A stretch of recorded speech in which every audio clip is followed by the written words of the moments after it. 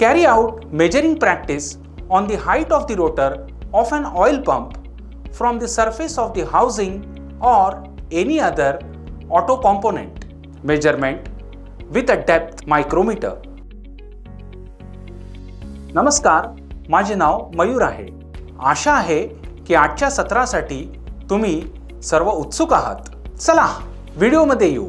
Automobile सेवा उद्योगामध्ये निर्मात्याच्या वेळपत्रकानुसार सामान्य देखभाल, समस्यांचे निवारण आणि विशिष्ट असेंब्ली तपासणी, समस्याग्रस्त घटक बदलणे किंवा दुरुस्त करून दोष सुधारणे आणि असेंब्लिंग यांचा समावेश आहे.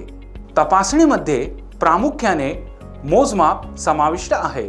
अनेक तपासणी पद्धतींना लांबी, व्यास आणि खोली मोजमाप यांसारख्या रेखीय मापनांची आवश्यकता असते. खोलीचे मापन हे डेप्थ मायक्रोमीटर सारख्या अचूक मापन यंत्राने करता येते. आता आपण डेप्थ मायक्रोमीटरने खोलीचे मोजमाप कसे करायचे ते शिकणार आहोत. या प्रात्यक्षिकाच्या शेवटी आपण सक्षम व्हाल. डेप्थ मायक्रोमीटरची योग्य रेंज निवडा. त्रुटी मोजणीसह मायक्रोमीटर सेट करणे. मायक्रोमीटर कामावर सेट करा. मायक्रोमीटरवर मोजमाप वाचा. आवश्यक टूल्स आणि साधने: सरफेस प्लेट, एक्सटेन्शन रॉडसह डेप्थ मायक्रोमीटर, गेज ब्लॉक, आवश्यक साहित्य, वंगणाचे तेल, खराब कापड. डेप्थ मायक्रोमीटर हे एक अचूक मापन यंत्र आहे जे कोणत्याही घटकांची खोली मोजण्यासाठी वापरले जाते. ग्रॅज्युएशनच्या आधारे डेप्थ मायक्रोमीटरचे वर्गीकरण केले जाते. British micrometer, metric micrometer. आजकाल ऑटोमोटिव्ह सेवा उद्योगात फक्त मेट्रिक मोजमाप वापरले जाते. तर आता मी मेट्रिक मायक्रोमीटरने रीडिंग कसे घ्यायचे ते सांगणार आहे. मापनासाठी जाण्यापूर्वी आपण भाग आणि त्याची कार्ये जाणून घेतली पाहिजेत. डेप्थ मायक्रोमीटरमध्ये खालील भाग असतात: स्टॉक, लॉक, बॅरल किंवा sleeve, thimble, cap, extension rods. स्टॉकचे मोजमाप करणारे फेसेस आहेत आणि मोजण्यासाठी पृष्ठभाग ठेवले आहेत. मोजमाप घेतल्यानंतर लॉक करण्यासाठी लॉकचा वापर केला जातो आणि त्यानंतरच आपण इन्स्ट्रुमेंट काढू शकतो. त्यामुळे घेतलेले वाचन बदलता येत नाही. बॅरेलच्या मध्यभागी इंडेक्स लाईन आहे आणि इंडेक्स लाईनच्या बाजूला ग्रॅज्युएशन चिन्हांकित केली आहेत. थिम्बलच्या आजूबाजूला ग्रॅज्युएशन आहे आणि त्याच्या बेव्हल काठावर ग्रॅज्युएटेड स्लीव्ह आहे जिथून आपण वाचन मोजू शकतो. डेप्थ मायक्रोमीटरसह वेगवेगळ्या आकाराचे एक्सटेन्शन रॉड दिले जातात आणि आम्ही मोजल्या जाणाऱ्या भागाच्या खोलीच्या आधारावर कोणताही एक निवडू शकतो. एक्सटेन्शन रॉड कॅप काढून थिम्बल आणि स्लीव्हमध्ये घातली जाऊ शकते. एक्सटेन्शन रॉडला कॉलर हेड असते जे रॉडला घट्ट धरून ठेवण्यास मदत करते. मोजमाप यंत्रणा: बॅरल किंवा स्लीव्हमध्ये इंडेक्स लाईन असते. मुख्य स्केल इंडेक्स लाईनच्या वर चिन्हांकित केले आहे आणि त्याची अचूकता 1 मिलीमीटर आहे. मुख्य स्केल पुन्हा 2 भागात विभागले गेले आहे आणि इंडेक्स लाईनच्या खाली चिन्हांकित केले आहे. थिम्बल 50 समान भागांमध्ये विभागला जातो आणि कमीत कमी मोजणीसह गुणाकार केल्यानंतर एका भागामध्ये 0.01 मिलीमीटर असते, जी डेप्थ मायक्रोमीटरची अचूकता असते. कोणतेही मोजमाप घेण्यापूर्वी स्टीलच्या पट्टीने किंवा इतर नेहमीच्या मोजमाप यंत्रांनी अंदाजे मोजली जाणारी खोली मोजा. नंतर योग्य एक्सटेन्शन रॉड निवडा.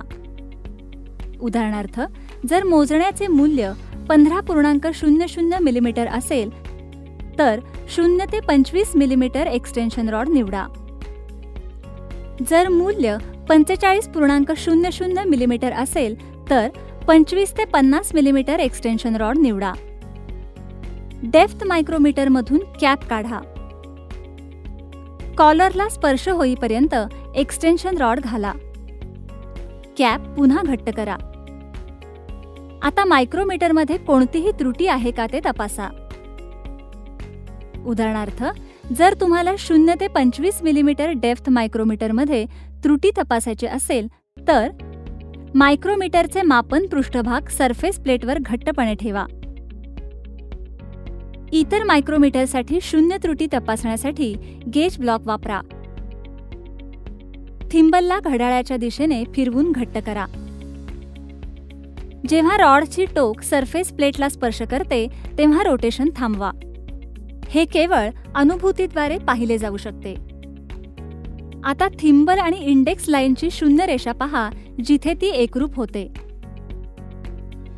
जर दोन्ही लाईन एकरूप असतील तर कोणतीही त्रुटी किंवा 0 त्रुटी नाही.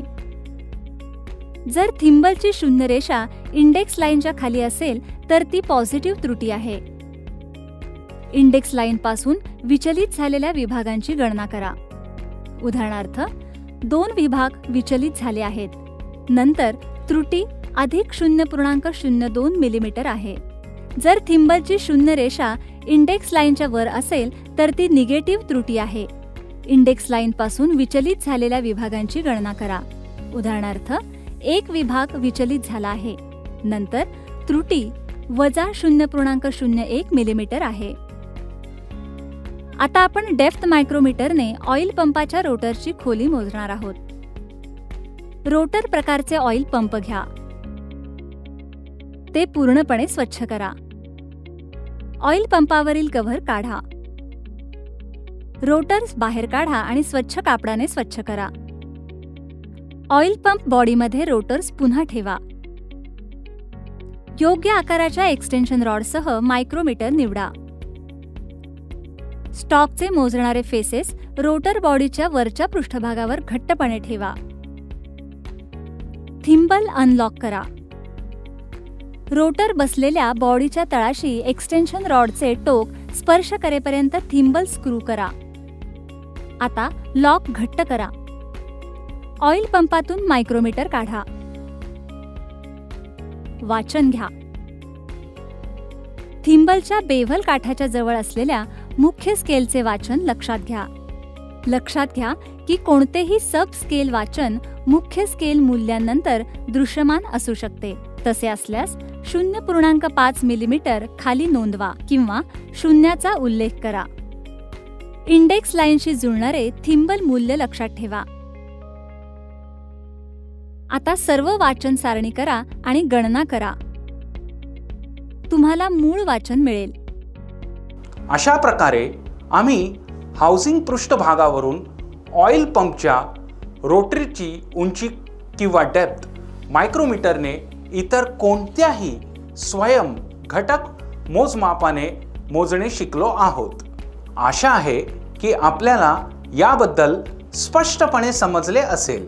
हे प्रात्यक्षिक तुमच्या प्रशिक्षकाच्या मदतीने करा. धन्यवाद.